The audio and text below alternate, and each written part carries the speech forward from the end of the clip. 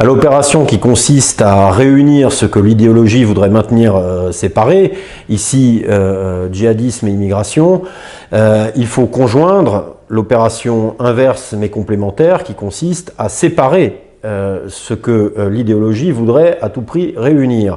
Et là je pense au lien qui est fait entre l'histoire de France et l'immigration. C'est-à-dire l'immigration comme cœur même de l'histoire de France, ou l'idée d'une France entièrement construite par l'immigration.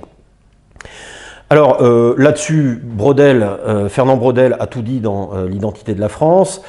De la fin des dernières invasions magyares dans la vallée du Rhône et normandes au nord-ouest à la fin et à la fin du 9e siècle et au début du 10e siècle, la souche de population demeure à peu près constante.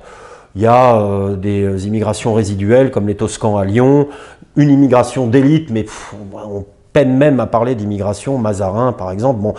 Mais en réalité, il y a une constante ethnique qui se maintient à travers les âges. Le débat sur l'identité nationale qui avait été diligenté par Sarkozy et son gouvernement, pour des raisons bien évidemment stratégiques, mais peu importe, avait donné lieu à un festival de déclarations totalement délirantes et vides.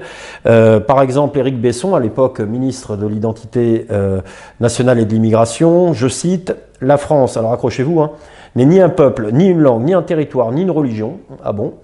C'est un conglomérat de peuples qui veulent vivre ensemble. Ah, l'inévitable vivre ensemble. Il n'y a pas de Français de souche, il n'y a qu'une France de métissage.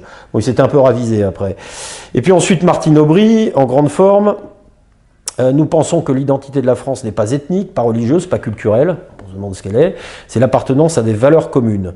Alors il serait intéressant que des ethnologues et des anthropologues sérieux se penchent là-dessus. Il serait intéressant d'appliquer ce genre de définition à d'autres pays que la France, je sais pas, au hasard l'Algérie ou le Maroc. Et là on rigolerait bien. Je passe également rapidement sur Mélenchon qui, de manière très agressive, dit « je sais absolument pas ce que ça veut dire français de souche ». Écoutez-moi bien, vous tous qui m'écoutez. Cela crée de fait deux catégories de Français. Les uns sont dorénavant des Français de souche, et je ne sais pas ce que ça veut dire, et les autres sont des Français de papier, c'est-à-dire